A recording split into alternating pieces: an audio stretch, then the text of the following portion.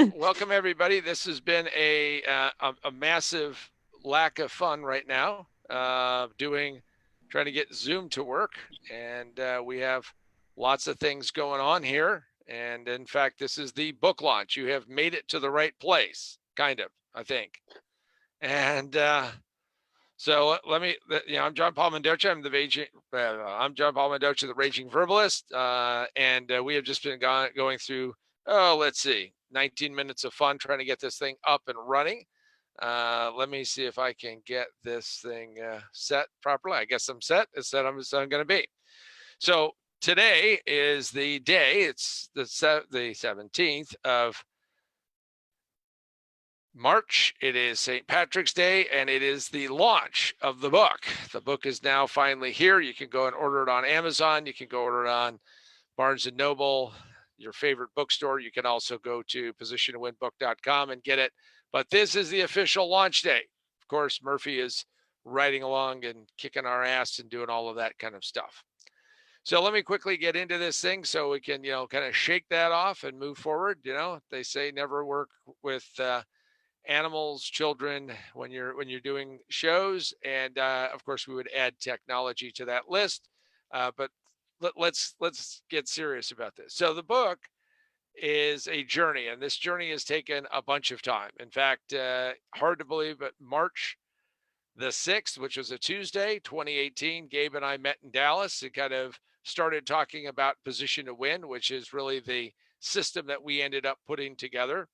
This book is what we call the first ace in the series. Now, hopefully we're going to see more than one, but we finally got this done.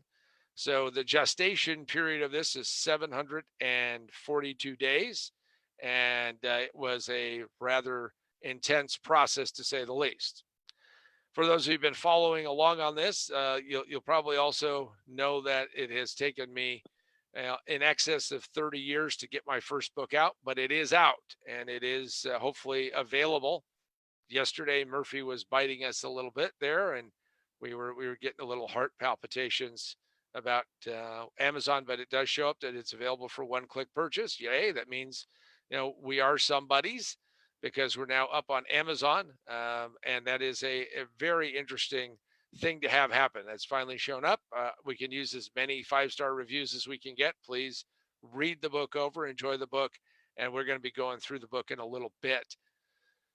Now, before we do that, there's a bunch of people that I want to thank and share this moment with. So one of the things is the fact that this book would not have happened had Gabe and I connected, and as we are co-conspirators on this book, it took a lot of thinking to work through what should and shouldn't be in it.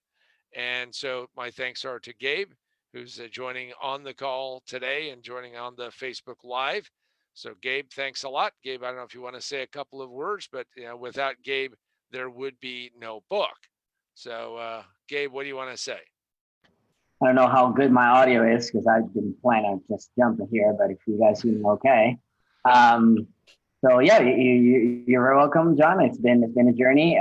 It's been also my privilege and pleasure, and we've learned a lot, and it's been crazy. It's like the gestation of an elephant, right? I think it is 24 months that an elephant it's sitting there cooking and getting ready, and so that's kind of what we did. I mean, and it was just as painful, and but also as momentous and as big, and now that it's out there, and now that people can go buy it in Amazon and Barnes and Nobles and all these places, it's a good feeling. So yep. Excellent. And then I also want to thank Lynn Adelstein, who helped us through the process and layout, and listening to helping craft the book and making sure that the graphics came up the right way. And my wife, Rebecca, who edited the book and of course, coaxed these stories out of me one by one. And in fact, was working on the book while she was with her family reunion last year. Want to thank her. There's lots of other people to thank. Go buy the book. We have lots of acknowledgments and all of those things. So you can go find all of that out. Now, one of the things that I can tell you without a fact is that Murphy always rides for free. And Murphy was with us all through the journey. Murphy is not mentioned in the book, but it's being mentioned today because of just what we're going through now. By the way, green screen will have to suffice for a green, me wearing something green. A good friend of mine said, wear something green, John, at St. Patrick's Day. But I can tell you one problem with that is that when I put something on and tested the green screen, of course, hours ago, when all of this was working smoothly without any fail, well, it didn't show up because it blanked me out. So, I changed out of that and put on something that would actually show up. Green screen doesn't work because I'm on the backup computer. So one of the other things that you should learn as a lesson is that one is none. You should always have a backup to a backup to a backup. Make sure you do that. Also joining us today is the lovely Sandra. Sandra is our marketing manager and booker. So if any of you out there want to do a podcast with us, you'll be talking and connecting with Sandra. And Sandra, thank you for the help that you've done in trying to get this stuff promoted. So that's that. I can tell you that we are launching this book. This book is getting put in place in probably the worst headwind that you could probably do it in. It is worse than the biggest hurricane, because unlike a hurricane, which would affect, Florida and flooding in, places, the coronavirus is just, this giant, map of, what's going on and all of that. So we are launching it in that headwind. So those of you who have actually gotten onto this call and bared with us through the technical glitch, all I can tell you is that you know what, you just got to keep marching forward. Now, some would say that, well, maybe you could see this coming. 742 days ago, as we were sitting in a Starbucks in Dallas, I don't think that we saw this coming. If we did, well, we sure would have sold a lot of stock short. And then if we did that, it would also, I would question why we would even show up, because it would be just big stacks of money. Did not see that coming. So that's kind of an interesting, circumstance. There's a great resource that goes with the book. So we didn't just produce a book. We didn't just get the book pulled together, but there is a website called positiontowinbook.com, positiontowinbook.com. There's lots of resources. And even if those people who are too cheap to buy the book, come on, it's $10 on Kindle, but go out there and pick up the book.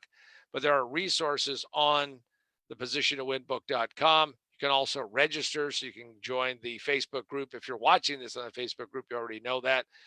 We continue to put out material every Friday. I talk about, I have a topic I talk about. As we're doing this live right now, if you go and ask a question, Sandra will feed that to me, and we'll be happy to answer any questions that you may have. But that is a great resource that we've put together, and we continue to grow it. And we expect that it's going to grow over time, and that this is going to continue to expand and expand and expand. When you put together a book, when somebody tells you should write a book, the first reaction should be, do you actually have enough material to write a book? And then once you have that kind of over that hurdle, because there's lots of books out there in Amazon land, not going to pick any titles, where there really isn't enough material to fill up something the size of a leaflet, but people have expanded it into an ebook of some kind. So when we started writing this book, or actually when we started the process of this, is that we put together a program called Position to Win, and we started to deliver it. And you talk about wild-eyed, dewy-eyed optimists. Is we thought, you know what, we'll put together 6 webinars, we'll talk about this topic, and away we go. And in fact, Gabe was the original catalyst to getting the book started and actually getting the Position to Win program started, because as we were sitting in that Starbucks in Dallas, he pointed out to me that we, in fact, many of the things that I talked about in how to do positioning and how to set that up, though it was important that I had given him resources. For those of you who don't know, this is we believe a successor to Position to Win, The Battle for Your Mind, which was written by Al Reeves and Jack Trout, released in 1981.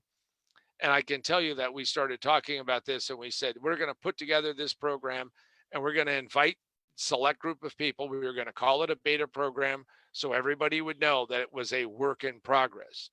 And I always like to, by the way, join things pretty early on, even though you'll see a lot of the, behind the scenes and how things get a little bit crazy, but you always learn something. I've always experienced that you'll learn more. I mean, it's great when you see it way down the road. In fact, that I had that experience many times in my life where I want to be that kind of early adopter and be there and watching how this sausage is made and how it all gets put together, because I think that you get some more insight. Well, so here we were, 6 webinars, 6 hours of material. How hard could that be? First webinar went, Gabe, how many hours did the first webinar go? Something like 3 hours, I think. Yeah. Yeah. I mean, yeah. And we were delivering it and we were getting tired, sleepy tired. We almost had, we needed to like give people yoga mats so we could take little naps in it. So we kind of got some pushback from our beta people who said, man, this is crazy. This is as long as a speech in an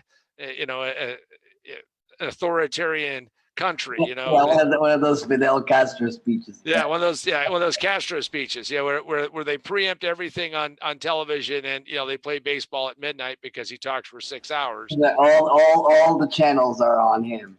That's it. I mean, it's great when you have 100% share there. So we didn't quite have that. So what we did is we then started getting better at this. And when it was all said and done, Position to Win as a program, which is out there, is like pushing 35 hours of material. Now that 35 hours doesn't end up getting condensed into a single book. There's actually more sections to go through. Now, as we were putting this together, one of my concerns is that I didn't want the book to look like a lot of these self-published books that you've probably seen, which is that first off, they didn't have anybody who understood, well, English wasn't their first language, may not have even been their second language, may have been God knows what language. What we want to do is we want to make sure it was real. And I really wanted it to be over, a certain page count and cover some topics and get serious. And when you go out and you look at the book, I'm very proud of it. In Kindle, it's over 300 pages. It's well over, it's like 280 pages in, paperback, which is now available, as we've said, and feel like it really took on a life of its own. And when you sit there and you write a book, you have to think, how do you get it kicked off? So I'm going to share the initial story that's in the book, and that is probably my very first, that I can recall, my very first positioning and lesson, because every single one of us, and this tied back to what Gabe and I had discovered in Dallas, which is every single person has a bias map or a bunch of bias maps, and that's how you connect to it. So here I am, 5 years old. I go to meet my grandmother on my father's side, which is the only time I'll ever see her. We get to New York now. We didn't have flying was out of the question. We drove from Denver to New York City, and I did not realize that I would get my very first positioning marketing lesson. And my bias map was already set at 5 years old. And what happened is that my grandmother had my brother and I sitting there, and she looked at us and smiled, wanting to do something nice for her grandsons, and said, well, do you like chicken noodle soup? And we looked at each other and we were very happy and smiling and saying, oh, absolutely, we like chicken noodle soup. That's a really cool idea. Let's get some chicken noodle soup.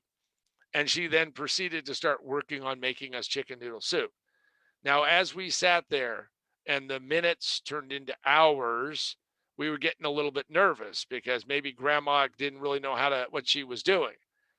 And our mindset, my bias map, is that it came out of a red and white can. It said Campbell's on it and it said chicken noodle soup. And we kept looking at each other and I kept wondering, how hard is it to open the can, pour the can in, fill the can up with water, pour that in, mix it up, put on the heat. I had watched my mother do it many times, and we'd be eating soup pretty quick. Well, that isn't how grandma made soup. What she did is she made soup the old-fashioned way with a real chicken, with real noodles, and you had to go do this entire process. And when she delivered the soup to us, to my chagrin and horror, there was something floating in my soup, something I never saw at a Campbell soup can, something I was kind of shocked at. I didn't even know that this existed. And there was a foot floating in my soup, in my bowl. And this foot turned out to be from the chicken that gave its life so we could have chicken noodle soup. Now, both my brother and I stopped and looked at each other. Something was definitely amiss. I mean, I've never seen anything like that come out of that red and white can. And if I had, we would have had, the potential lawsuit time or something. But there it was. Now, my father finds out that, well, we have basically dissed my grandmother because we have rejected wholeheartedly her soup, and we have pushed it back and said, wait a second, now that isn't, grandma, that isn't chicken noodle soup. And of course, it was probably great chicken noodle soup. Had no idea how good it was. And we sat there because my father convinced us rather sternly that we were going to finish our bowl. So I kept trying to get the foot to stick to the side of the bowl and do as little turbulence as possible as I ate that soup carefully, because the last thing I wanted was that foot to touch anything that was going to touch me. That is a perfect example of a bias map. And a bias map is something that's inside of your head. And if you go out there and you start understanding what your own bias maps are, what you'll discover is that bias maps affect every single thing that you do. And in fact, everything that takes place in your life. Now, this happens a lot to people who are, grow up in one culture and go to another culture, which is exactly what happened.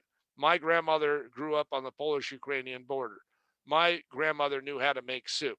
And as far as she was concerned, nobody bought soup in a can because that, in her mind, was not soup. It was garbage. But in our mind, that was soup. And in fact, that persisted throughout my life. So when you go out there and you start looking around, the point of the story isn't just the fact that, if there's a foot floating in your soup, you got to be a little cautious. But what it really tells us is that positioning is all around us, bias maps are all around us, and we need to learn from those incidents. We need to learn on what's going on. And if you do that, what you'll find out is that positioning is the cornerstone. And it is the reason why when we say most businesses fail in their first 5 minutes, it just takes them 3 to 5 years to realize it, position to win, is that they don't ever ask themselves a simple question, which is, how are we positioned in the market, in the minds of our prospects, and also vis-a-vis our competitors and the alternatives that exist out there. Gabe, any comments that you want to make? Because I know coming from Colombia, you have a different sense, and you probably saw from your own situation where maybe grandma or aunts or something made food just a little bit different than they do in Dallas. Well, I guess I had the inverse, right? I had the chicken noodle soup with the foot, and that was the normal thing, and everything else was, what is this? And so I'm moving from Colombia to the States in the late like early 2000s was like almost like traveling in the future. These days, things are more globalized, so things kind of even out. But at that time, the internet was taking off, like really taking off seriously. My first browsing around the internet was in Colombia, right? But throughout my schooling, I still went to the library. Used to have to look at the cards to find the book, right? The library card. You're like looking through them, and okay, this is where the book is, and you go to the stack and start trying to find the book. So it's almost like I kind of grew. I feel like I grew up like in the 70s here, as opposed to the 90s, right? So it's a very interesting kind of realization when you start seeing that reality is like this thing that changes, and it's different for other people in other places as your own. And those are, as you call them, positioning lessons. And you get to like learn that actually there are people who love what you hate, and there are people who hate what you love. And it's like, wow, like how is that even possible? How could people do that? And it's it's one of those principles. And it's interesting that you mentioned there at the end that even though you had that experience and you kind of, went through that, you still held your belief to be, well, yeah, I mean, we wanted to kind of appease, grandma, but that's really not chicken noodle soup. And that's actually how, this stuff works. It's very, very difficult to change people's minds. People are not infinitely malleable or infinitely manipulative to each other. They're not. There are limits to what that's going to be. We tend to change more generationally rather than an individual. It's very hard for an individual to go from believing that the white is white and black is black to changing it to for a generation to make that switch of accepting an innovation. That's why younger people seem to take up technology a lot easier, right? Because they go, oh well, this is what it is. This is what we have, right? As opposed to other people that have gone through maybe a learning curve, and they go, well, but we used to do it this way or this way or this way or this way, and so well now I get a new way. So and that will continue to happen for a very long time. So yeah, it's a very interesting process, because I think one of the things that I've learned most from you is that, look, there are lessons everywhere. And the question is, are you paying attention to those lessons? We're living through a lesson right now. What does COVID-19 coronavirus have to do with positioning? Well, I don't know. Let me see. Everything. And so now it becomes this wave, this tsunami that is totally sweeping every attention, every energy that people are talking about. Why? Because we don't know what's going to happen. We don't what everybody's trying to figure out. What does this mean? How is this going to change my job, or the ways that I operate, or the ways that we as a society work together? We don't know. And that's why everybody keeps running through the same set of facts again and again and again and again. We have no new ones, right? We know very little. We're getting to know a little bit more, but very little.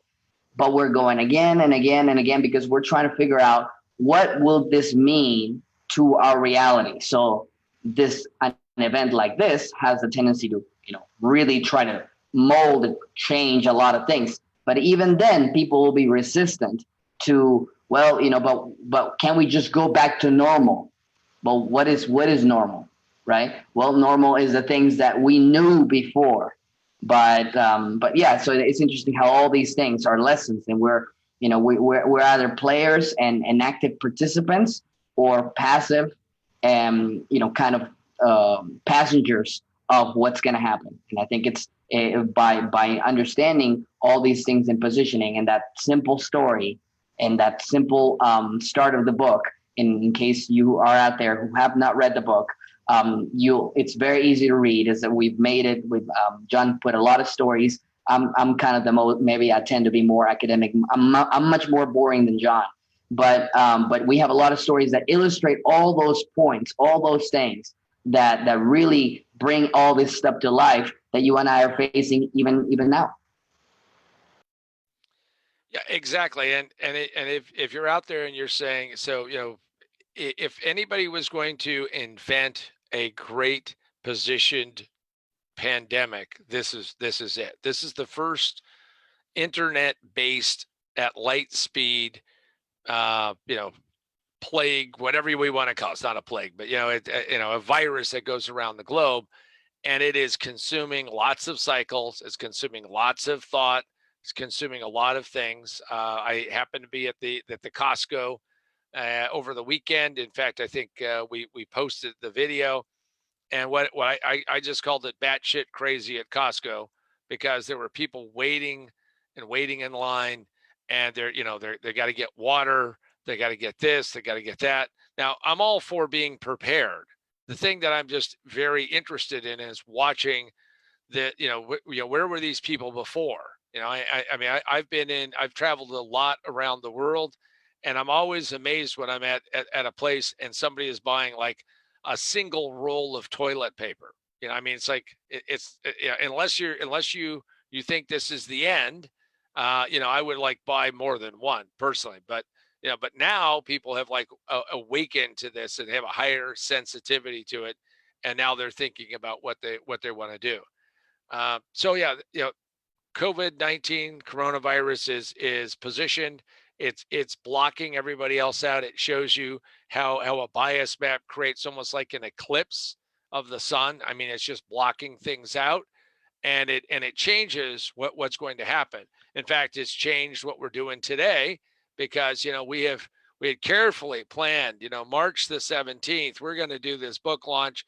Life is going to be good. We have, you know, we have a book marketing coach. We have a publicity agent. We have a marketing manager. We have this brain trust pulled together. And of course, what do our book marketing guys say over the weekend?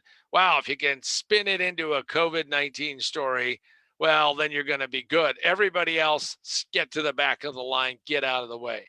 You know, our PR guy just sent out a, you know, hey, don't quit sending me money email. I mean, I know he didn't say it quite that way, but that's really what it is. Hey, you know, hang in there with me. We're still telling everybody, but by the way, if you have any kind of angle that can tie it into the virus, man, I can get you on every show possible. You know, it's just and it's just kind of amazing to watch. So, you know, we're having fun with it. You know, the book has gone through lots of transitions. And what I mean by that is that last year, because I'd like to share how we launched the book originally, but it actually wasn't a launch, it's a test. So here is a lesson for everybody out there who has a product, a service, your own career, is pick a place that you can test it. Where can you test it? See, most of the time when I say to somebody, test something, what they do is they ask their mom. Well, usually your mom is going to say, wow, that's really nice. Or they ask friends, and their friends are going to give you this kind of confirmation bias and say, well, wow, things are really, that looks really good. Or, yeah, it's really, yeah. Now, none of that is a real test. See, a test is people who don't know you, who, when you walk up, now I'm not saying you randomly walk up to people. You could, I mean, I guess you could, but you want to be in an environment where people are going to ask the right questions or have this sense about what you do. So what we did is we worked like crazy to get ready in July. Hard to believe how long ago July was, but we were working like crazy because what we wanted to do is do what's called an ARC, an advanced reader copy. And we wanted to put it in front of people and get their reaction. And so what we did is we worked very hard. And here's what the advanced reader copy is. By the way, it has a different title than the book today. And what we did is we walked into a place called Freedom Fest in July. And in fact, we started going around and meeting people, and we started handing them things. We were starting to hand them, you know, business cards that talked about the book. So we would pull out and say, by the way, here's a business card that showed it. And then we had a postcard, and then we had only a certain number of advanced reader copies. But what we were trying to do is we were trying to get raw, quick reaction, because see, when you get somebody's raw, quick reaction, guess what happens? What happens is that you have people who, without thinking, just start talking and saying, wow, okay, this looks good, or this looks interesting. So we started handing this book out to people. And as we did, we discovered the title that we have today. Now it was buried on the cover because it was really the second line, which is most businesses fail in the first 5 minutes. And when we started getting people like Glenn Beck and Herman Cain and Kevin Harrington and George Gilder, and the list keeps going on, every person that looked at it, they started, and of course we had Heather Wagenhals. I hope I'm pronouncing it right, Heather. But we had Heather who did an interview with me. We also had a guy named James Brown, and no, it's not that James Brown, but it's still a James Brown. You know, hardest working man in show business. But anyway, started getting interviews, and everybody said the same thing. Most businesses fail in the first 5 minutes, and their reaction was, "Yeah, yeah, that makes sense. That's what it is." So we changed the name 2, most businesses fail in the first 5 minutes. It just takes them 3 to 5 years to realize it. Position to win. Now, why was it called Position to Win in the first place? And that's because as I read the book, the original book in 1981, whenever I would give somebody a copy, and I've given out, between my brother and I, 700 copies of this book. So it's not like I'm a kind of almost a believer, right? I've given it out to lots of people. And what I would do is I would always write their name. Bob, position yourself as a winner, not position to win, but position yourself as a winner, and sign it and date it and hand it to people. In fact, I got the job that moved me to California in some part because of that book. But the point of it is that I love saying position to win. However, the winner is most businesses fail in their first 5 minutes, which is absolutely a fact. And here's why. So if some of you are wondering, can you back that up? Can you really prove it? Well, businesses fail over a period of time, but in the first 5 minutes, they fail to do what? To position themselves, to understand what their position is. Turn around after turn around after turn around, I can tell you people do not position themselves. People do not figure out what their position is. Gabe and I went and met with a husband and wife team. They'd been in business for like 22 years.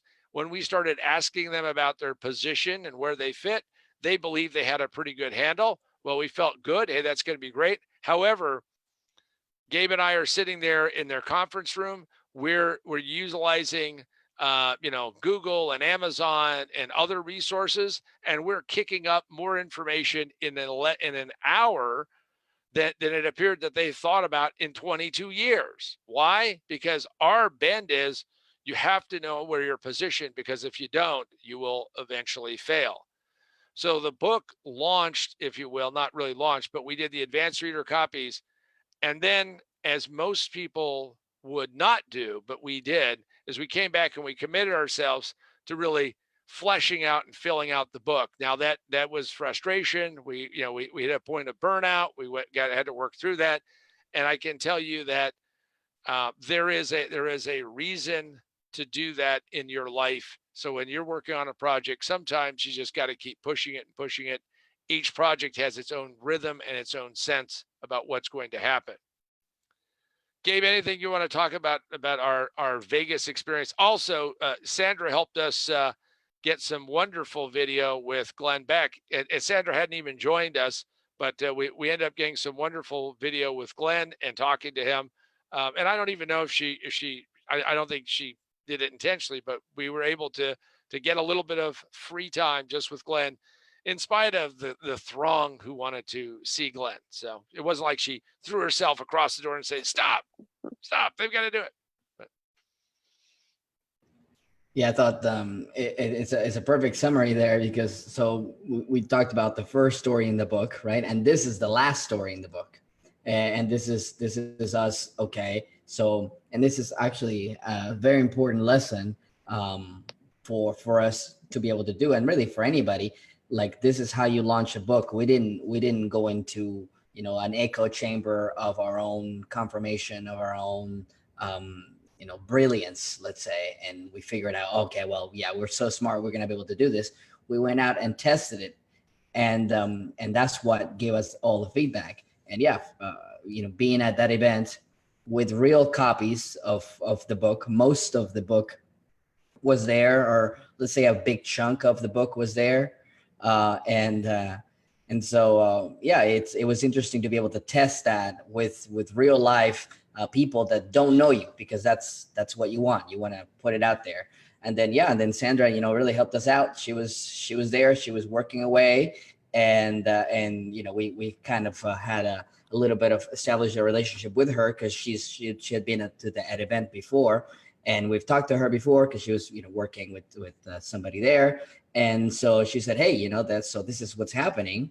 And Glenn Beck is going to be doing some book signings. And we said, but wait a minute, I thought they said that Glenn Beck wasn't going to be doing any book signings. Well, it turns out that somebody changed our mind. I don't know. Well, for good fortune, but also because we were there, we were ready, we were prepared. I believe we were like the second or third group in line to have the book signed. And so before anybody really awoke to the idea that, yeah, you got to get in line. Okay. After that fact, we actually had to move Glenn from a side room to the main room, which, it took at least 15 minutes extra because we were busy with Glenn. But that's, that story, deserves its own, section, and really fleshing that out, because it's quite fascinating. But yeah, all of that came about because we worked hard, we were ready, we had the imagination, we adapted, we took in the feedback, even from Glenn himself, for him to say, oh, position to win. Okay, most businesses fail in the first 5 minutes. Wow, I know that to be true. And we have this on video, like, he's looking at it going, wow, because we're kind of interacting back and forth. We don't know what he's going to say. We had no idea he was going to say that. We didn't go, hey Glenn, grab the book and say something cool about it. No, he grabbed it, he looked at it, he saw, wow. And of course, up to that point, what's interesting to note is that we had made the executive decision to change the name of the book. We just thought, hey, that's a great line to have on the cover, right? And it wasn't after, we had those repeated comments and we kept thinking about it that we went, wait a minute, I think we're going to have to change the name of the book. And so all of those are lessons in positioning. All those are lessons in business. And all those things have brought us where we are today. So I know that there are a bunch of you who may have come on and just were hoping that that we would have been on time, but we are on time. I guess you could say we were fashionably late, if you will. So I had teased over the last few weeks and months that I would be revealing a secret about me. Before we do that, I'm just going to point out that if you want an autographed copy, go to positiontowinbook.com, positiontowinbook.com. You buy it directly from us. We'll send you an autographed copy. Gabe was just in California a little over a week ago and signed all of the copies that we have right now. So you can get a dual signature, for your collection. So someday, who knows, that maybe that will be the, that will become worth something amazing. Your retirement plan. And that could be your retirement, your legacy for your children. But anyway, you can go do that. And of course you can get it at Amazon, Barnes and Noble, Books A Million, Powell's, all over the place. Go to your local bookstore and pound the table and say, you got to bring this book in. Most businesses fail in the first 5 minutes. If you use my last name, Mendocha, it turns out that when I plugged that into Amazon, because we ended up being like having a little bit like being on Tourette's. I mean, we were just like totally buzzed, and we just kept wanting to see our name come up, and I would just type in my name. And when I typed in Mendocha, it showed me a variety of things. Nobody was an author that had my last name, but what it did show, I never got the screen captured, but what it showed was this stuff called udder cleaner. So this is for if you have dairy cows, and you can then clean their udders, and somehow the word Mendocha is put in there somewhere. So and of course, since is Sandra, the secret Mendocha formula, John. Yeah, udder cleaning. I mean, everybody knows this. Right? Now, Sandra in Nebraska uses it every day, probably. Got the big industrial size. So we thought about maybe using that as a premium. You get the book, and then we send you some udder cleaning, and who knows, maybe because of the maybe that's the secret coronavirus cure or something. I don't know. I'm just kidding. So anyway, you never know. You never know until you try, right? You never know. So as you probably know, there's a lot in a name. And even though I had gone through this, chicken soup thing, I wasn't really cognizant of that, but I was raised a Catholic, and in the process of that, and here's the big reveal, in the process of that, and I've never really talked about this in public, is that there's a whole series of rituals that you go through. You go through your first communion. First you got to get baptized, then you go through your first communion. And my mother was very religious, never drank, never smoked. My grandmother, she went every day to mass, and it's the one who made the chicken soup. And serious background there. And so as you're coming up on what's called your confirmation, is that you have to pick another name. Now, I think in Latin America, you got to pick like 5 names, but anyway, in the US, you only get to pick one. And, I'm just trying to figure out which way is up at that certain age. And so I start looking for names. Now, coming from an Eastern European background, my brother picked a name that was very Eastern European, Stanislaus. And I was like, man, the last thing I want to do is like ever tell anybody that. I mean, again, it just didn't, I didn't see myself and, think about that. I didn't think about being, thank goodness that my mother didn't follow my grandfather, who was from Germany, who wanted, thought there'd be cool names like Dieter. I mean, I probably would have been a better fighter if I was named Dieter, because I would have had to, either get my ass kicked or kick somebody's ass over it. But anyway, I ended up with my name, John Paul. And the interesting thing about John Paul is that once I recognized what that was, and the fact there really was a story, because I asked my parents, I don't know if you ever did, well, where did my name come from? Well, my name came from a very important place. First off, my mother being so religious, John and Paul and the Bible and all of that. So you got those two guys, right? John the Baptist, Paul, the apostle. I mean, you got that covered. And then, but my father was in the Navy. So, John Paul Jones was, started the U.S. Navy, father of the Navy. So it worked out great. He was happy, she was happy. I have that. Now, as I was growing up, I actually started using John Paul, but it was kind of tough because it wasn't like a hyphenated name, and in school there was no, there's no little block to put that in. So it worked out pretty well. And then my friends would ask me the question about, because we were asking, where'd your name come from, and where'd this come from? And people were named after their grandfather. Like my brother was named after, we had a great grandfather that was named Michael, so he was named Michael. And so anyway, so I had this, and nobody was named John Paul, so so I was John Paul. And what happened is that since my friends were not great at math, is I told them, because I wanted to get a little bit of fame even at an early age, is that what John Paul was is I was named, my parents were so cool, which is about as far away from the truth. I mean, they were nice, but they weren't really cool. They weren't hip parents, right?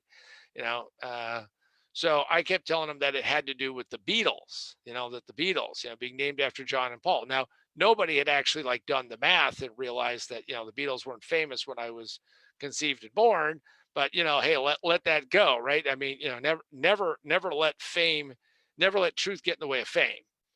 So I kept doing that, and that was pretty cool. But here comes this confirmation thing, and it's like, John, you got to come up with a name. And, and you can't, you can't come up with weird, because this is like, we're rolling in towards the 70s. So you can't come up with some weird name, like, who knows what kind of weird name I would have come up with. But I had a bunch of names, and I kept looking. And it's partially why we're launching it today. So what I did was I came up with the name Patrick. So, hey, St. Patrick, beat the crap out of snakes or something, a party hardy drinking kind of saint. I mean, my kind of guy. So that is the big reveal. So it's John Paul Patrick.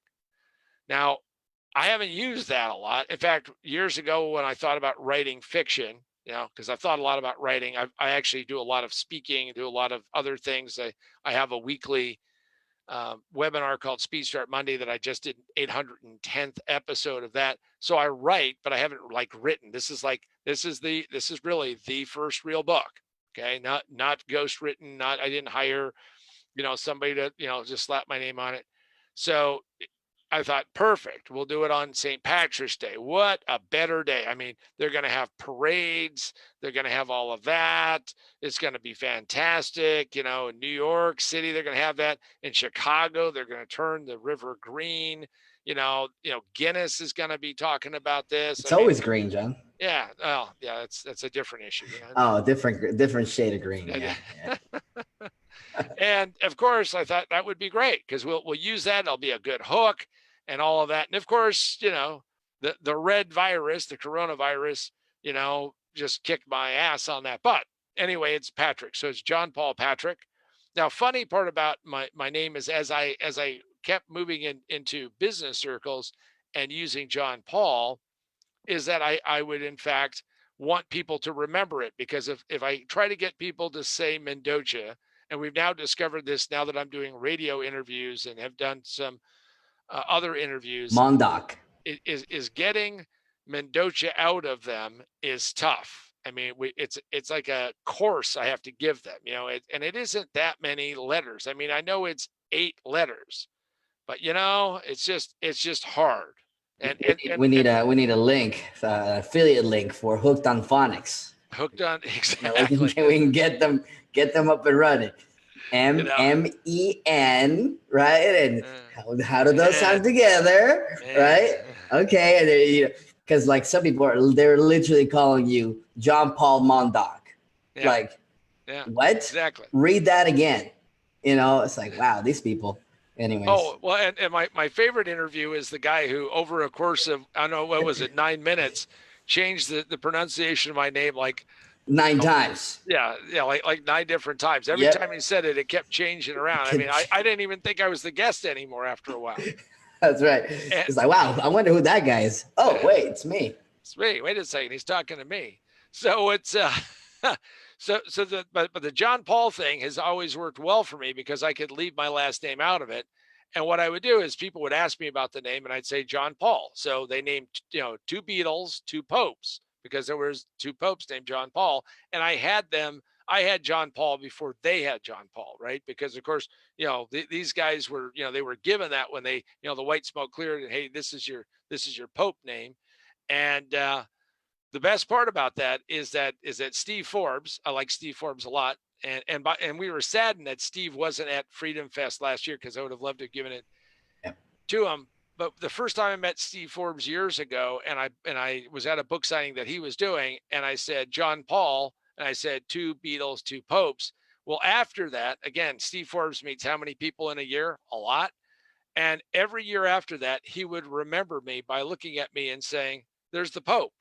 So there you go. So I can then give you your benediction and say, probably the smartest thing you could do today, if you're now stuck in quarantine and you're wondering, what am I going to do? And how am I going to do some things? Well, here is my totally unbiased opinion, which is you ought to pick up a copy of Most Businesses Fail in the First 5 Minutes. It just takes you 3 to 5 years to realize it. Position to Win. And really proud and happy that you were able to come on and we got this figured out and done. I'm John Paul Mendocha, and Gabe Batista and I are co-conspirators, co-authors, and business partners on this.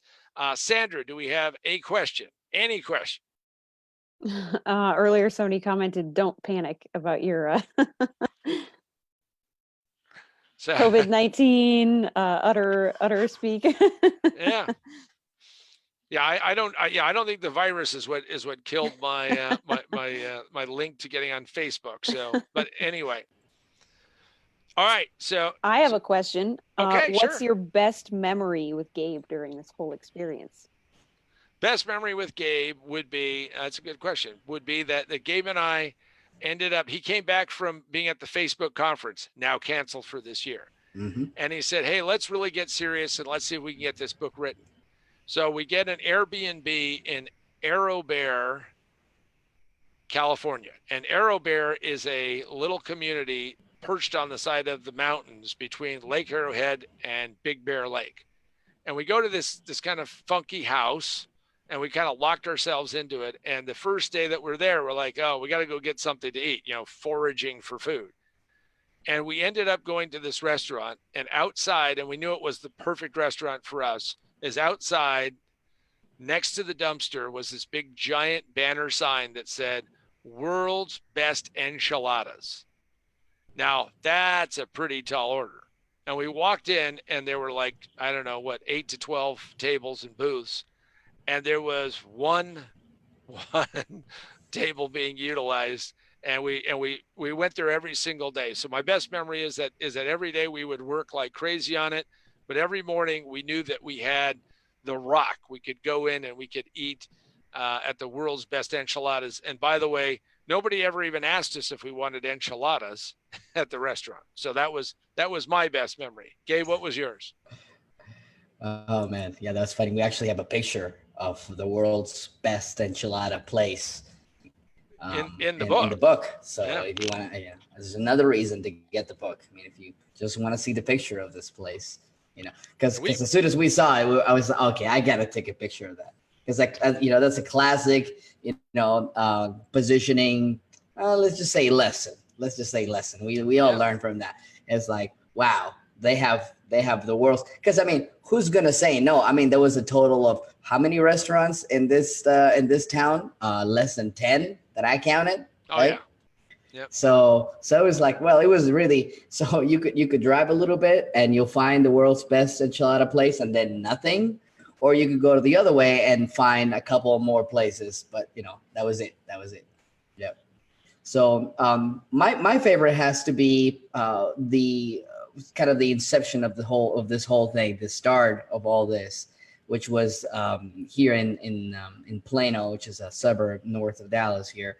And we started talking about this. I remember beginning of 2018 was a rocky year for me and my business, and I was working with. I was doing some client work, and I was trying to figure out why some of these things didn't work. And so by that time, you and I had been talking a lot about positioning, and we've kind of over the phone kind of said, hey, maybe we should do something. It'd be cool to map this out. But it was during that meeting that finally we said, it would be really cool to start talking about these things. And actually, we have a picture of this too in the book, which is again John and I speaking. And I remember we mapped some things out, and you were explaining some things to me, and I remember thinking, well, and I'm not like a big picture guy. I know some people are always taking pictures of all this different things. I'm really not. I mean, not necessarily against it either. But I just thought, I let me ask our waitress, hey, could you take a picture of us? And she's like, sure. And she took a picture, and look at that. That picture made it all the way to the book, right? Without even knowing how this was going to turn out. So yeah, that's probably my favorite moment. The moment that we decided to go on something, and not just because we decided to do it, but because now in thinking about it retrospectively, you complete that. I mean, like a 2-year project. I mean, how many people can't even keep a New Year's resolution for a week, let alone Right. A 2-week journey. A 2-year journey. And so, yep, we did that, and so I'm proud of that. Excellent. All right. Got a couple questions. Yeah. Oh, great. Yeah. So first one, why is positioning important in the current environment with the coronavirus? And then when you answer that, I'll go to the other one. Well, positioning becomes even more important in the middle of a crisis, because what happens is that all of these other lesser thoughts get blocked out because people become obsessed with whatever that crisis is in front of them, right? And the example that I used to be able to use is that the day before somebody finds out they have cancer, life is pretty easy, right? They've got, they're thinking about this or thinking about that.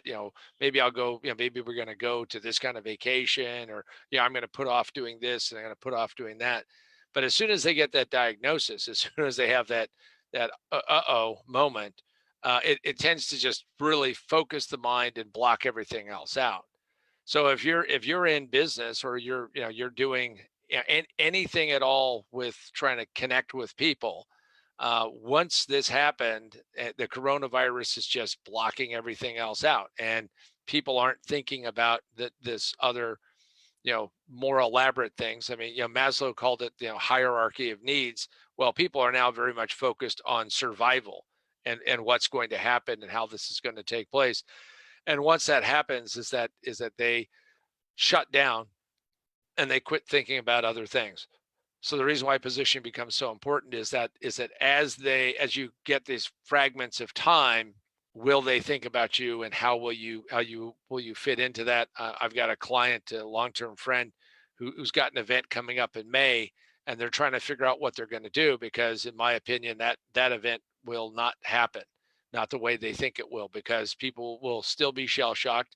I mean, May's still a ways away, but who would have thought even a week ago that we would be shutting down restaurants all over the place, or movie theaters are closing down, or all of this, taking place, or people would be standing outside the Costco. Or yesterday when I was at the Costco and the guy drove up and they told everybody, the guy yelled out, the water truck has arrived, and people started spontaneously clapping for a semi truck filled with water. And there were, from my guess, there were 150 people in line inside the Costco to buy one case of water apiece. Now, I didn't buy water. I wasn't there to buy water. I was buying some other stuff. And in fact, an 81-year-old man rushes up with his water, and that's all he was buying. And he was so dominated by that was his only thought. And I said, you could have bought something else. And he's like, nope, need to make sure I had water. So I let him go in front of me in line. He was very happy because he wanted to get out of there, because he was just afraid he was going to catch it and it was going to be a goner and all that. So it tends to block everything else out. So positioning becomes even more important. And then also how you position yourself. Now, if you ever thought about doing a pivot, this is going to cause a lot of you to have to pivot, because things aren't going to go back the way they were. I saw that in full effect in 9/11. I saw that over the years in other circumstances, like when technological changes happened. So yeah, that's where I think positioning becomes even more important today than ever before, because you're now fighting against the coronavirus and taking up people's thoughts. All right. The next question is, how does positioning relate to having a USP? So you can't have a unique selling proposition as delineated by Rosser Reeves in his spectacular book, Reality in Advertising, which, by the way, is the only book that sits on my desk. So I'm a big fan of Rosser. But what I can tell you is that most people mistakenly think that what they do is they're going to write a USP. However, there's no authenticity, there's no credibility unless you actually have a position. So you really can't have a good USP unless you actually have a great position. So think about it this way. If Starbucks, which has a position as the coffee maker, decided that they were going to start selling pizza, and they would write a great USP about Starbucks making fantastic pizza, that it would fail miserably. And it would fail miserably not because they didn't have a cool sounding USP. A USP is really is a statement about something that you do that's unique and specific. So to me, you have to have positioning before you can have a USP. If you do it the other way around, you really have a false USP. And I know that this isn't quite biblical, but I mean, hey, I've got 3 names that are tied to the Bible. So let me tell you that, one of those tablets should have had, however you're positioned is how people think about you. And therefore thou shalt not have false USPs, because false USPs fail, and they fail miserably. I'll take a little bit of that question too, because Sure. Something that I thought about for a very long time is, and there is a lot to be said for USP, and I think a USP is not something that is not important. It is important, but it definitely, like John says, comes after having a position, and the USP, the name itself, betrays that fact.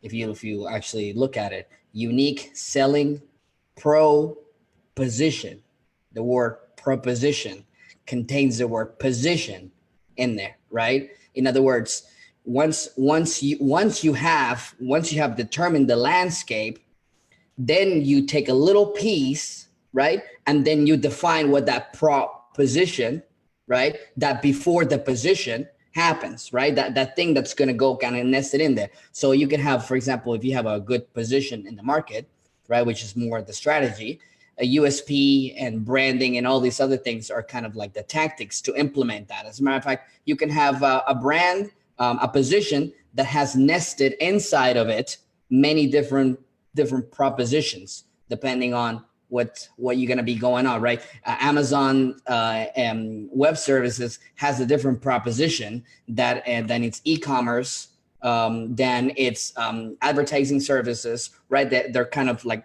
they're in there, but they work or they don't based on their position. So yes, I would definitely define USP as more of a tactic, and it's good and it's important. You need to have those. You need to start encapsulating those.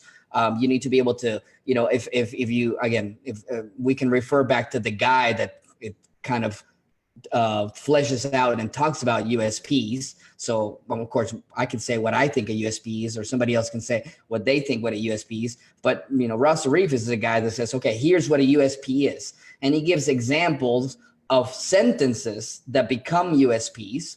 Right. As a matter of fact, he's known for some of the most, kind of poster boy USPs that there are, right? Like melts in your mouth, not in your hands, right? And so he says, look, this is what a USP is. And so that he's saying that it is more of a semantical, more of a encapsulation, more of a being able to describe using language at least one aspect of your positioning, but positioning, as even the name itself says, comes before it. Good point. All right, Sandra, what else do we have? All right. How is positioning used in an elevator pitch? What would one say verbally to position themselves as unique? Well, that's an easy to answer in 30 seconds. Well, if you're going to have an elevator pitch, you already have a position. So when you show up, you already have a position, and you're sitting there and you're trying to describe what you do. So one of the things is that you have to define where you fit. So when you look at the elevator pitch that I use, is I always talk about the fact that I was a professional gambler turned serial entrepreneur who then eventually became a turnaround specialist. Now, those three statements position me in people's minds. Now, I don't say I'm a Harvard MBA who has experience in mergers and acquisitions and worked on Wall Street for 22 years. That's a different set of statements. So when you're putting this together, you have to take what you've genuinely owned, what you genuinely have done. And the challenge that happens constantly is that people don't necessarily want to say, okay, this is what I do. Now, is that all that I do? Well, there's lots of stuff that I've done in my life, but those three statements strung together very much summarize and will elicit that response that I'm looking for. And what you're looking for is, what is their reaction to it? This is why, if you want to see an elevator pitch that doesn't work, is go watch the ads for, Bud Light, fruity, fizzy nonsense. First off, we're supposed to be selling beer, but now we're selling, fruit drink, seltzer water, and doing that. Well, all I can tell you is that every time you break that, you in fact destroy positioning. So in my opinion, that hopefully that helps. That in my opinion, that's what you need. You need to encapsulate what you do in the shortest period that you possibly can. More importantly, I would say if somebody's got that elevator pitch, is that you need to tell them a story instead of exclamations about who you are. Not exclamation points, but how you're citing who you are.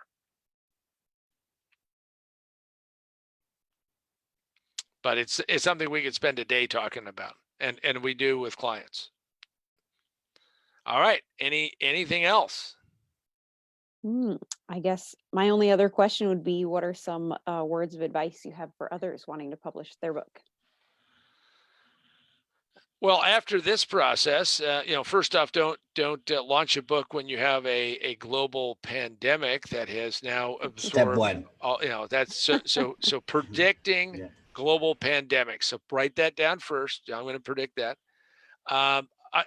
You got to look in the calendar or check out the weather and make sure that there's not a pandemic scheduled, right? Because if it is, then just make sure you delay it, kind of do something else.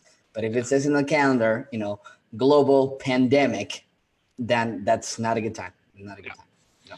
But in a serious note, what I would say is that if you actually want to do and write a book, and I have been, at the struggling end of that pool for a very long time, is that you have to figure out how you're going to get it done and what resources you're going to have to get it done with.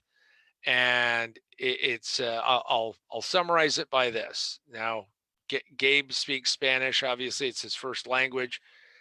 My wife will tell you that if learning Spanish was possible by buying computer software, audio cassettes in the day, flashcards, CDs, DVDs, you name all the different ways that I can learn Spanish. But if it was just buying those things, then you know what? I would be able to say lots of good stuff in Spanish right now. But if you're going to write up, and the point of it is that it is less important what tools you have. You don't need to go buy a new laptop, probably. You don't need to go do a lot of these other things. What you have to do is you have to say, I'm going to work through this and write the book. And you should expect that you're going to get lots of pushback. You're going to have to expect that sometimes you're going to have to take and reshuffle the deck, which we had to do. We changed chapter locations. We went through a lot of pain and suffering, but you have to be willing to stick to it throughout the entire process. When Hemingway said, writing is easy, you just open up a vein and bleed. There's a lot to be said for that. So if you want to write a book, start writing a book. The real question is will you have the discipline to stick to it? And this is the ultimate test. When you are sick of it, will you actually keep working towards it and get it done? And hopefully you don't experience that, but I have. Now, we're not going to wait 30 years to get the next one out. Hopefully, because if not, I'm going to have to eat better. So. But I can tell you that we, I've learned a lot about how to get it done faster. So hopefully that helps anybody who's out there. And if you want to go figure out how to write a book, start working at writing a book, and less about all of the things that you need to do. In my journey, I have been to many different seminars on how to write a book. And all I can tell you is you don't actually write a book while you're sitting in a seminar. You get cool stories, you get cool things, you get this, you get that. And is there a right way to write a book? The answer, in my opinion, is no. It's will you actually get it done? That's the only thing that matters. All right, we had one more come in. Okay. How is this different from the it says NEA celebrity advice? Maybe they meant to say any celebrity advice. I don't know what the celebrity advice is.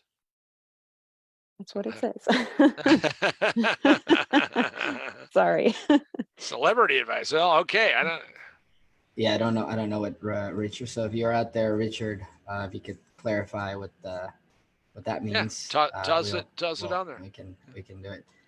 But yeah, we had a few people, over 10 people watch our launch, and we're glad that we were again doing our part to be out there. Even though, here you go. What is the biggest mistake? Oh, he's just putting another one. Consultants make when in positioning themselves. So what is the biggest mistake consultants make in positioning themselves? Well, it's like there's like 26 that I can think of off the top of my head.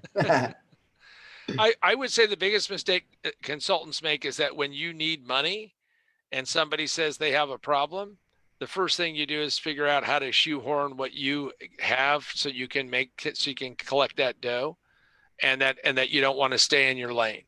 Mm-hmm. And I certainly was part of that. I mean, I learned how to do accounting because my very first consulting client, in spite of me not having a single accounting class because I hadn't gone to college, in spite of not having gone to a single computer class, I helped somebody computerize their business and build their accounting system, which, by the way, worked.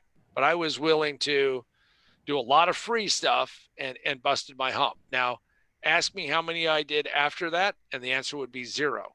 Because what I learned is that the best positioning that you can do as a consultant is figure out what you're good at and do that. Now, here's the downside of that, because there's a lot of really good, happy, unicorns dancing and cotton candy trees kind of advice that says, do what you love and the money will follow. And that is absolutely not true, because you can do whatever you love, but the money is only the amount of money that's available that somebody will pay for that kind of advice. Yep. So just understand that you may not make as much as you thought you were going to make, but figure out what you're really good at and position yourself to be that person. I'm very good at selling, but what I discovered is that very famous person said, John, nobody wants to learn how to sell, and used a lot of profanity, which we're not going to do right now. Have to come to a live event and I'll use a lot of it for you. But what I will tell you is that it's a bonus. It's a bonus. Yeah, it's a bonus. But what I can tell you is that you have to then rename that. So what I did was I went from being a sales expert, still talk about sales, but really became a turnaround expert and started learning as much as I could about how to do turnarounds, because here are the numbers, real numbers. Training people and organizations how to sell, which have an absolute effect on their bottom line, is X, and doing turnarounds is Y. And Y is, as I experienced, was triple the money. I could get triple the money if I was doing turnarounds versus being the sales trainer. And you may say, John, what was one of the first things you did? And the first thing I did was define a sales process and do some sales training. But wow. I know it's a little shocking. Wow. So that hopefully that helps you out, because what you got to do is you got to figure out what you can do and figure out how that fits, and then figure out how to label it. Labeling it is different than branding, but how do you label it, and how do you then ask yourself, what does that position look like inside of the head of the prospect? Yep. So Sandra, have we pulled the last bucket of water up? We got a clarification on that last question. Oh, so okay. It says, how is this different from all the coaching companies out there advising us to be a celebrity in our niche? Oh, well, so that's okay. So if you have a niche, you have to think about who is the celebrity in the niche. Gabe and I had an opportunity to meet somebody through this project who decided that they wanted to be the next, Tony Robbins. And as far as I know, since Tony is in pretty good shape and he's not on, knocking on heaven's door, it's going to be tough to be the next Tony Robbins. So you got to be somebody else. Yep. Yeah. So go ahead, John. Yeah. Sorry. No, well, so the mistake I think people make all the time is they say, I want to be a celebrity. Well, okay. Yeah. But a celebrity is one thing, an expert is another. Mm-hmm. Yeah. I think that advice, if you just grab it out of context, it's good advice. I mean, whatever you're doing, be the celebrity. Okay. But how do you actually do that? Okay. And one of the things that really differentiates positioning and the stuff that we do is that it is actually strategic. Now, there are a lot of books that say strategy on them that are not strategic. There are many people who talk about strategy and use the word strategy, and it has nothing to do with strategy. It's just a word, right? Right. You don't. It's like like politicians. They love to use that word, and corporate guys, big company guys. They say something like, "We're coming up with a sales strategy." Yeah, it's like I guess like the hungry person would come up with a food strategy, right? Just like that, right? Like if you, this is a short analysis. If you want, this is a shortcut for good analysis, logic analysis. If you're ever hear anybody use the word strategy, if you take the word strategy out and it doesn't make it clear, like the thought more clear, then you're not talking strategy. And I don't have time to go into why that is, but that's just a shortcut. Now, there's 3 things to strategy according to a guy that knew a little bit about strategy. His name is Sun Tzu, about 2,500 years ago, right? Sun Tzu says 3 things. He says there's basically 3 things to strategy: your army, you. So in this case, your company, or if you're a consultant, this is your army. And your army is your assets, your resources, your time, your money, all of that. So that's aspect 1. Aspect 2 of strategy is their army, right? The guys that you're fighting against. What do they have? How many people? How much money? How many? All that, right? That's the second aspect. And the third aspect of strategy is what is this the landscape where you're fighting. Okay. So the problem with when somebody tells you, look, what you need to do is be a celebrity, is that they're only talking about aspect one. And they talk about it as if as the rest is a vacuum, right? And it doesn't exist, right? So if you just become men, you got to have the right. And what do these people sell you? They'll sell you the celebrity package. Heck, I would sell it, right? If you buy from me, I'll sell it to you. But the celebrity package is the lights, right? The video, the social media, the website, the all these tools and techniques of doing stuff, right? But that, and just like Sun Tzu says, the tactics without the strategy is the noise before defeat. Because if you don't understand the other army, what do they have, and where the heck are we fighting, then you're gonna lose. So I mean, all these guys, yeah. And so if you take just that little piece, it's not bad advice if you can make it.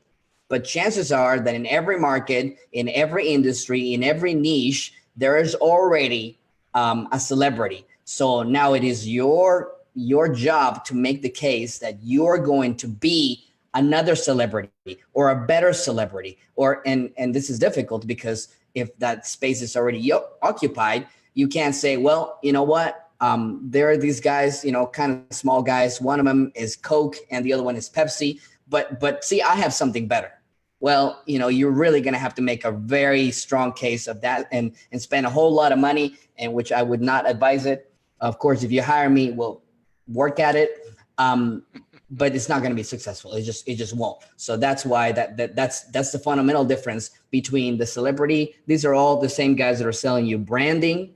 These are all the same guys that are selling you. What you gotta have is good copy, right? You got to learn how write really good copy. If you write really good copy, you'll be able to sell anything. It's like, no. Also, these guys will sell you funnels, which are tools, and will sell you, if you do really good marketing, you don't have to sell anybody at all. Like all these are, again, tools and techniques at most. And they're very little of them are tactics, and they're totally not strategic. And you're going to go out there and you're going to be defeated because you don't understand the landscape and you don't understand the other guys or yourself, right? If you don't understand yourself and the enemy, the adversary, man, you're just not going to be in good shape.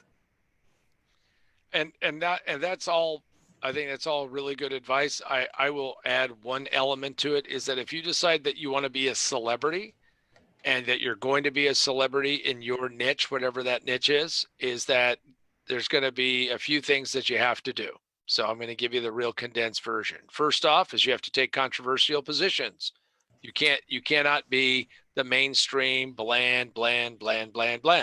Second, that means you're going to have people who are going to not be happy with you. I have a client who could be a lot more famous than he is, but he doesn't take criticism very well. And I'm not talking about criticism like, well, I don't know if I like your shoes matching your belt kind of thing. I'm talking about people who get really pissed about your position that you hold. So you have to be able to take some controversial position. Second thing is that this means if you decide that you want to go the celebrity route, is that you're going to need to bang the drum all the time. Bang the drum all the time. One of the things that Gabe and I said early on in Vegas, by the way, I've left out my brother Michael, who was instrumental in helping us at Freedom Fest. Don't want to leave him out of that. But we were banging the drum. We split up, and all three of us were walking around, banging the drum, holding up the book. Are you book worthy? Are you book worthy? Should you even deserve to get a book? Should you even think about getting a book? And you have to bang the drum and bang the drum and bang the drum and bang the drum. And that means that we came up with a rule that we almost didn't adhere to ourselves, which is you should never leave, now that we have a book, should never leave any location without carrying one of these books, So when somebody says, wow, do you know which way it is to the bathroom? Yes, I do. By the way, have you seen my new book? Because you want to be able to say that you're always doing this. I was traveling with a somewhat famous author, and we were standing in a Barnes and Noble, and there was a copy of his book. And I said to him, hey, you need to go sign a copy of the book. You need to go talk to somebody. Well, he had to take a call and he stepped outside. I was standing in that section and somebody was looking for a book in this area. And I said, have you seen this one? And I pulled it out and she goes, no. And I said, that's the author outside on the phone. She bought the book. So you have to really understand that you're going to have to wade in there and do that, because if you're going to get people's attention, you're going to have to do it all the time. So if you want to be a celebrity, I'm not going to try to tell you not to be a celebrity, but you are the person who has to be that person who's always banging that drum, always presenting that. And here's the other final little piece, which I can tell you lots and lots of people don't do, is you're going to have to think about how you're going to go out and have somebody who's going to do publicity. Somebody's going to have to do something to do that beyond where you are. Big mistake that I see a lot of people do is that they don't think in terms of, I'm going to have to hire people to do what? Amplification. We're trying to amplify what we're doing. And you're going to have to keep pushing that and pushing that and pushing that. And I can tell you when you'll know that you're at the right spot, which is when you're sick and tired of the stories, you don't want to tell that story again, but somebody says, tell me that story that you ... That's when you know that you've gotten to that fame point. And what you have to do is you should say that story, tell that story with as much impassioned vigor as you possibly can, because it's the first time they've heard you tell that story. And it is the millionth and first time that you've told that story. And you know what? You got to keep doing that. And all I'd have to do is say, you got to keep banging the drum. Sandra, any more? All right, there's one more. Okay, this will be the last. Well, this will be the last one. Now you Okay. can keep sending them through. So how do they join the Facebook group? So they can go to positionwinbook.com. There's a link to join the group there. They can go to Facebook and put in their search bar Position to Win Facebook group. Also it's connected to John's page. So if you like John Paul Mendocha's page on Facebook, my page on Facebook, Gabe Batista. And so, yeah, but probably the easiest one is you go to positionwinbook.com. There's a bunch of links there. You can get the book. Also, you can sign up for the group, and also you can subscribe to the podcast, where we have a lot of back and forth between John and I. We've had 22 episodes, so a lot of material there, useful for everybody. And you can ask questions. So this will be the last question for the book launch, and I've enjoyed it thoroughly. All right, Sandra, make it a good one. Is it advisable to be dramatic in our messaging to position ourselves in a crowded market? Well, I would take the word dramatic and say you have to have an emotional appeal. It has to have some kind of an emotional appeal. And this is why people are so, crazy today with the current virus, is that they're not thinking logically. They're having an emotional response. Humans are by our nature reaction machines. We react to circumstances and situations. If you are very dull in what you say, because again, you've used the word dramatic, but if you're very dull, I can tell you that in all likelihood, you're probably not going to get heard. Positioning has to do with laying out what your position is. That's the cornerstone. But when you actually are presenting your message and you're delivering your message, the more that you can actually engage people and make them laugh and cry and move towards you and get excited and get their blood going, the more likely you'll be successful. So my answer to that is simply, what can you do to do that? Now, the most important thing you can do is also be careful that you don't push it too far. I know a lot of copywriters, and what the copywriters end up doing is that they don't judge the market they're trying to sell into. And therefore they end up with, so if you're selling something to an individual, business to consumer versus business to business, is that you have to be careful of what I have called Batman language, Batman copy. And Batman's because that was my favorite comic book growing up. And if you have a lot of pow and whiff and all of that kind of over the top stuff, is that people will take you as not being serious. So you have to make sure that smack, it, crack, it, bam. it got it. That was cool. That was cool. Yeah, exactly. And it has to match. So if it doesn't match, and it's message to position match. I mean, it's not message, I know Dan Kennedy, message to market match, but it's message to position. Your position is more important.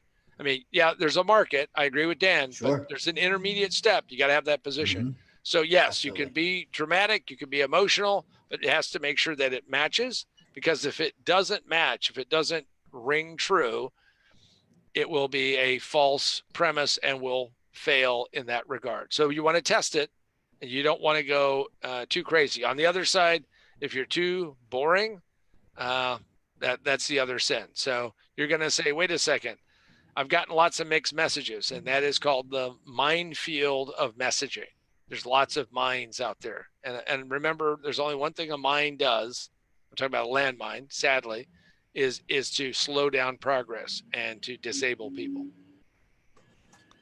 All right. Any last words, Gabe, before we wrap up? I think this has been great. What a journey.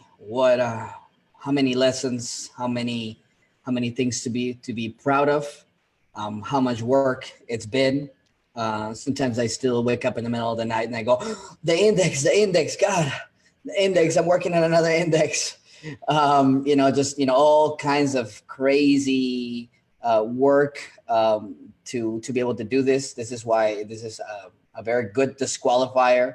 Anybody that puts themselves through this kind of hell, through this kind of super difficult, painful process, in all areas, not just creating the content. The content is almost sometimes like the least of your problems. Well, I guess depends on the kind of person you are, but yeah, there's so many things. And so I'm super proud, super happy. And so we're glad that we can call it done. We could say this is the official full circle. This is it. And this has been a great, raging verbalist, joined by some journal. So this is Raging Verbalist and Friends. There you go. And I'll wrap up by saying, thank you all for hanging in there, and go out and buy the book. Most businesses fail in the first 5 minutes. It just takes them 3 to 5 years to realize it. And this book is filled not only with stories, not only with anecdotes, but it is filled with lots of exercises, lots of things, diagrams to make you think. And it is designed to do one thing. It's designed to help you understand that if you are not positioned properly, if you do not understand the position that you hold, and if you do not understand the competitive landscape that you are in fact in, that you will be at a deficit. One of my beliefs is that this is an ace, and an ace in poker is the most powerful card. And frankly, if you go and want to deal yourself better cards, you'll deal yourself a better position. And once you do that, you'll find out that you are going to be more successful than you were ever going to be before. It has taken us 742 days, hard to believe, to get to where we are today. But in fact, we're done. We have it. It's out there. It's up on Amazon. And now when somebody goes and types in my name, they won't find Utter Cleaner. They are going to find the book. Most businesses fail in the first 5 minutes. It just takes them 5 years to realize it. For those who stumble upon it, who wanted to buy Utter Cleaner, buy the book, because while you're cleaning udders, maybe what you'll do is you'll learn that maybe there's something else you want to do. But for everyone else, go buy the book, enjoy the book, come online, talk to us, send us questions through the through the Facebook group, and we'll do our best to answer those. And remember that every single Friday, 8 a.m., barring catastrophic fun with technology, the or global world pandemic. World pandemic, and this Friday is no different. But come on at 8 a.m. Pacific Daylight Time, and there'll be another episode of the Raging Verbalist. So I want to do a quick thank you to Gabe, to Sandra. This is John Paul Mendoza, Dr. Speed Selling. Yes, the Raging Verbalist, and we are out. Thanks, everybody.